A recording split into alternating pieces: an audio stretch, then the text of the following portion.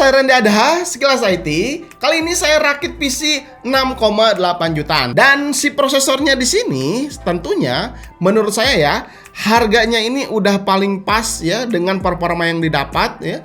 Di sini saya menggunakan dari AMD Ryzen. Nah, di sini si PC ini tuh harga 7 jutaan ya, saya sebut 7 jutaan aja. Bisa dipakai untuk live streaming, editing, gaming tentunya ya di resolusi 1080p dengan komponennya semuanya baru ya. Nggak ada yang second di sini ya. Jadi kalau misalkan ada teman-teman, wah Bang mending harga 7 juta dapatnya ini. Mungkin aja itu bisa dapat lebih, tapi beberapa komponennya second. Dan di sini saya menggunakan semuanya baru dan garansinya juga penuh. Oke, kita langsung saja ke pengenalan komponennya. Pertama di sini prosesor yang saya gunakan menggunakan dari AMD ya. Tentunya kalau kalian ngikutin saya di Instagram, pasti teaser-teaser dari rakitan PC ini udah kalian tahu juga ya. AMD Ryzen 5 3600. Dia punya 6 core 12 thread dengan kode name-nya Metis ya. TDP-nya 65 watt dan boost clock-nya up to 4,2 GHz. Temperaturnya ini 95 derajat, jadi nggak terlalu panas. Makanya di sini saya pakai stock cooler yang bawaannya aja gitu ya. Kalau misalkan kalian ya pengen lebih estetik, mungkin bisa pakai cooler aftermarket ya, supaya bisa menambah estetika lebih bagus dan pendinginan si prosesor juga jauh lebih baik. Terus soketnya di sini tentunya udah AM4, support PCIe 4.0x16 dan dirilis tahun 2013 quarter 3. Dan harganya ini menurut saya sangat affordable sekali ya, sangat terjangkau dengan performa yang dihadirkan 1,4 1,5 jutaan. Tentunya kalau misalkan dibandingkan dengan Intel, ini mungkin bisa sekelas i3 12100F lah ya dengan harganya, tapi core-nya di sini lebih banyak dibandingkan si Intel gitu ya. Untuk motherboard-nya di sini saya pakai Asus A520MK. Ya, kelebihannya tentu dia udah pakai Digi Plus VRM dan juga teknologi EPU, yang dimana teknologi ini tuh bisa mengoptimalkan power konsumsi setiap komponen yang nancep ke motherboard ini, tapi tetap mendapatkan performa yang maksimal. Walaupun ya si VRM-nya ini tanpa heatsink, ya nggak apa-apa lah ya. Nanti si prosesornya di sini juga saya akan berjalankan default aja, nggak akan oce-ocean ya. Jadi si VRM-nya nggak akan terlalu panas. Tapi kekurangannya tentu si motherboard ini tuh belum ada pin RGB-nya. Makanya estetika di sini jadi agak sedikit menurun ya. Ya sesuai lah dengan harganya ya di bawah 1 jutaan, tapi tetap udah mendapatkan chipset A520 dengan soket AM4 sesuai dengan prosesor si Ryzen 5 3600-nya. Terus untuk memori RAM-nya, karena di sini motherboard-nya juga nggak support dengan pin RGB, jadi saya pakai memori RAM yang non RGB juga. Cuma ada heatsinknya aja ya. Di sini saya pakai XPG Gemic D35 2x8 GB 3200 MHz. Kalian bayangkan aja sekarang memori RAM DDR4 udah murah-murah banget ya. 600 ribuan udah dapat 16 GB DDR4. Kalau tahun lalu beberapa tahun ke belakang ya, kita pengen memori RAM 16 GB, tentunya budgetnya di 1,2 1,3 jutaan gitu ya. Nah, makanya sekarang teknologi udah semakin kenceng, konsumen bisa mendapatkan performa yang lebih bagus ya, lebih baik, tapi harganya udah semakin murah. Karena mungkin udah ada memori RAM DDR5 yang tentunya memori ini tuh udah lebih kenceng, harganya juga ya lebih mahal ya. Makanya si DDR4 ini udah semakin turun. Nah, kelebihan si memori RAM ini tuh punya heatsink ya. XPG di sini mengklaim RAM ini tuh bisa di overclock lebih tinggi speednya karena menggunakan top quality premium dengan durability yang cukup stabil untuk pengujian yang super ketat sebelum dipasarkan ke konsumen. Jadi XPG di sini benar-benar menguji semua memori RAM varian yang D35 ini sebelum dipasarkan ke konsumen. Mereka tuh diuji seketat mungkin supaya bisa mendapatkan performa yang baik ketika jatuh ke tangan konsumen.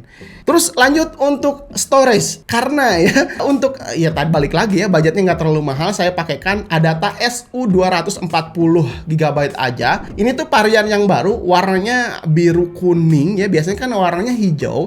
Saya juga belum tahu performanya seperti apa, tapi ketika saya tes di Crystal Dismark, ternyata speednya masih tetap di 500 MB per secondan aja. Lumayan lah, mudah-mudahan gitu ya. Performanya masih cukup bagus seperti Adata yang varian warna hijau. Itu udah beberapa tahun kebelakang saya pakai, ya alhamdulillah masih awet-awet aja gitu, nggak ada masalah lah gitu ya.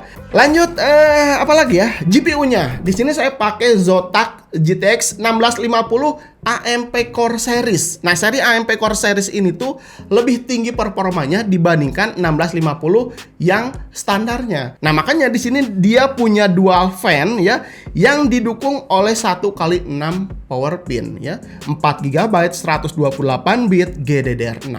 Ini versi yang DDR6-nya ya. Pokoknya untuk performanya nanti kita akan tes di beberapa pengujian gaming ya. Gimana performanya, bagus, suhunya gimana, kita akan tes. Terus untuk power supply-nya, karena memang si prosesor dan GPU ini memang TDP-nya nggak terlalu banyak, jadi saya pakaikan aja ya, harganya lumayan murah banget, tapi untuk proteksinya udah cukup lengkap. Deepcool PF 500 watt. 500 watt ini udah sangat cukup sekali untuk menghandle semua konsumsi daya yang ada di rakitan PC ini ya. Deepcool PF 500 watt ini punya sertifikasi 80 plus white dengan 4 proteksi lengkap, OPP, OPP, SCP, UPP, dan dia tuh pakai hydro bearing. Jadi fan-nya ini cukup awet. Kapasitornya ini dari Taiwan dan ada switch on off di belakang. Terus kabelnya juga udah flat dan harganya juga cukup terjangkau. 500 ribuan gitu udah dapat 500 watt dan proteksinya cukup lengkap. Terus yang terakhir adalah casing. Nah, ini casing ini baru banget ya, ini baru dirilis sama si Cube Gaming, namanya Cube Gaming Lean Cell. Kalian bisa perhatikan ada 2 intake dari depan dan saya tambahkan 1 fan ya untuk exhaustnya. Karena bawaan si casing ini cuma 2 RGB aja. Ya. Tapi nggak apa-apa, yang penting di sini airflow-nya menurut saya sangat ideal sekali. Intake dari depan ini udah ada mesh bolong-bolong dan bolong-bolongnya itu ada variasinya ya. Nah, kalian nanti bisa perhatikan. Nanti bisa dimasukkan udara segar dari luar masuk ke sini dan exhaustnya di sini saya tambahkan 1 fan. Nah, ini saya kasih fan-nya nggak baru sih, ini fan bekas juga jadi warnanya agak sedikit beda ya. Terus untuk bagian atasnya, nah ini bagian atasnya nggak saya pasangkan fan lagi karena menurut saya intake dari depan ini udah sangat cukup sekali. Oh ya, ini yang lain dari yang lainnya, casing harga 500 ribuan tapi udah bisa menggunakan GPU vertikal. Nah, ini udah ada 2 slot untuk GPU vertikal. Tapi kita harus beli riser terpisah ya untuk bisa menggunakan GPU-nya bisa berdiri seperti itu. Nah, ini untuk slot expansionnya udah disediakan sama si Cube Gaming. Terus untuk tempered glass panel kanan, di sini tuh modenya magnetik, kalian bisa buka tutup seperti ini dan ada kancingnya untuk buka ya. Ya lumayan lah ya, ini casing harga 500 ribuan, tapi fiturnya menurut saya jutaan. Memang benar-benar bisa banget ya, Cube Gaming itu udah ahli lah ya di kelas kere-hore, tapi tetap bisa memberikan fitur yang harganya jutaan. Mantap lah ya Cube Gaming. Oke, semuanya udah, total keseluruhannya kalian bisa lihat di layar, mungkin sekitar 6,8 sampai 7 jutaan. Kalau misalkan kalian mau PC ini, nanti saya akan simpen linknya di deskripsi. Cek aja apakah masih ada atau enggak. Biasanya begitu publish udah langsung sold out ya. Sekarang kita akan langsung tes ke performanya gimana, gaming, editing, dan lain-lain. Langsung aja sekarang tes performanya. Let's go. Oke, kita lanjut ke pengujian game pertama. Ini ada Apex Legends. Resolusi 1080p, presetnya high. Penggunaan GTX 1650 berada di 96%-an dengan suhu 68 derajat Celcius. Dan ternyata, walaupun menggunakan 1x6 pin ya, konsumsi watt GPU ini masih di bawah 75 watt. Ya, masih irit ya. Kalau untuk Ryzen 5 3600, penggunaan rata-rata di 45%-an dengan suhu 74 derajat Celcius. Ya wajar ya, karena ini pakai stock cooler gitu ya. Asalkan nggak lebih dari 85 derajat Celcius pas main game, ini masih sangat aman. Urusan FPS udah smooth ya, rata-rata 80 FPS-an. Konsumsi watt keseluruhan PC-nya ini bener banget ya, masih di bawah 200 watt ya. Rata-rata 170 watt, ini naik turun sedikit dan ini sangat irit ya dengan performa yang dihasilkan. Game kedua PUBG Steam. Resolusi 1080p sama ya. Render scale-nya ini 100 supaya lebih detail gamenya. Penggunaan GPU udah terkuras banget ya, 99%. Tapi untungnya suhu masih ada. Kalau untuk CPU, si Ryzen 5 3600 ini penggunaan lebih ringan, hanya di 25 derajat Celcius aja.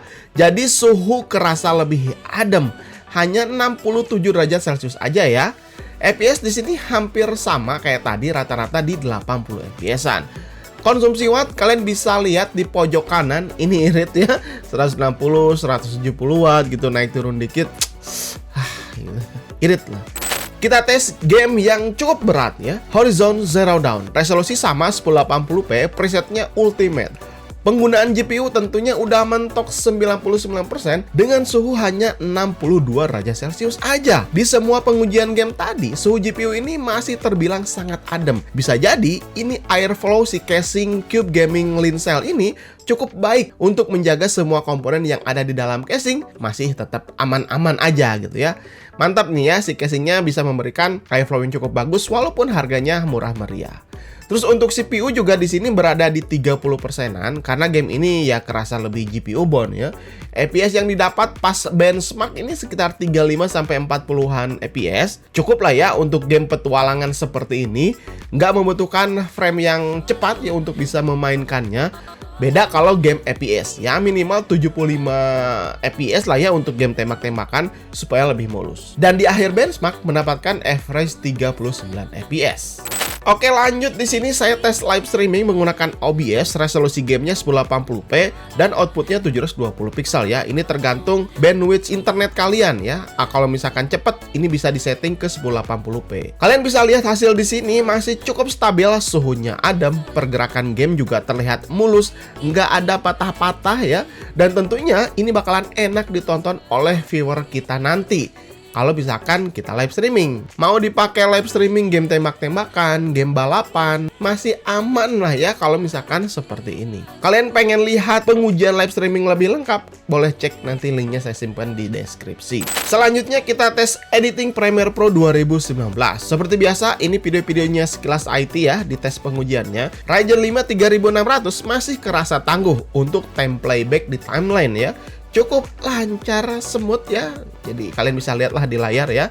Jelas lah ini kalau misalkan untuk buat konten di YouTube resolusi 1080p masih sangat bisa sekali. Dipakaikan teks yang banyak, layer yang cukup banyak, masih bisa ya. Lanjut kita tes render. Ini file videonya size-nya 1,6 GB dengan durasi video 22 menit. Membutuhkan waktu render sekitar 15 menit aja. Ya cepat dong ya kalau kayak gini mah ya.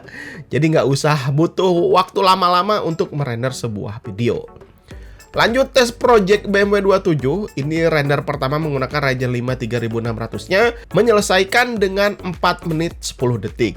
Sedangkan pakai GTX 1650 memerlukan waktu 1 menit 4 detik. Ada juga pengujian 3D Mark Fire Strike. Kalian bisa lihat all score-nya mendapatkan 9226 poin. Terus untuk Time Spy all score-nya mendapatkan 3931 poin. Dan ini dia tambahan pengujian ya, memori RAM saat di overclock ke 3600 cukup stabil. Mendapatkan speed rate 45 ribuan dengan latensi 81,4 nanosecond. Sekaligus tes Crystal Disk Mark, ini storage-nya ya, ada TSU650 yang varian baru ternyata masih cukup stabil. Read-nya bisa menyentuh 552 MB per second dan write-nya 472 MB per second. Sesuai klaimnya lah ya.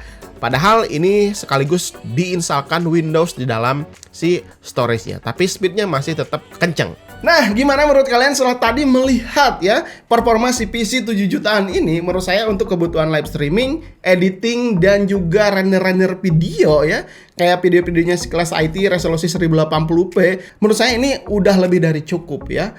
Apalagi kalau misalnya kalian tambahkan monitor dengan minimal 75 Hz. Karena harga 7 jutaan ini cuman PC-nya aja ya. Banyak teman-teman nih, Bang, itu udah full set atau belum? Ini cuman PC-nya aja. Terus untuk konsumsi wattnya, kalian bisa lihat tadi, ini beneran irit ya dengan performa yang bisa dihasilkan ya. Si Ryzen 3600 ini punya 6 core 12 thread. Menurut saya udah paling powerful lah ya di harga 1,3 sampai 1,5-an ya. Ya memang pesaingnya Intel juga ada ya, dan Intel i3 12100F kelebihannya tentunya ada. Dia bisa mendukung memori RAM DDR5. Tapi kalau 3600 ini hanya dukungan memori DDR4 aja. Jadi ya tentunya ada kelebihan dan kekurangannya aja ya. Tapi menurut saya di harga 7 jutaan rakitan PC ini udah paling pas lah gitu ya. Kalau misalkan kalian punya pertanyaan, saran, dan kritik, silahkan tinggalkan saja di kolom komentar ya. Atau misalkan kalian punya rakitan PC 6 juta, 7 juta, tapi semua komponennya sebutkan juga baru ya. Nah, nanti kalau misalkan ada teman-teman yang pengen rakit PC terus baca-baca komentar, nah itu bisa jadi salah satu referensi mereka ya untuk bisa mendapatkan rakitan PC sesuai dengan seleranya. Oke, gitu aja teman-teman. Mudah-mudahan video ini bisa bermanfaat untuk kalian. Jangan lupa like. Sampai ketemu di video berikutnya. Saya Randy Adha, Sekilas IT. Assalamualaikum warahmatullahi wabarakatuh. Salam teknologi.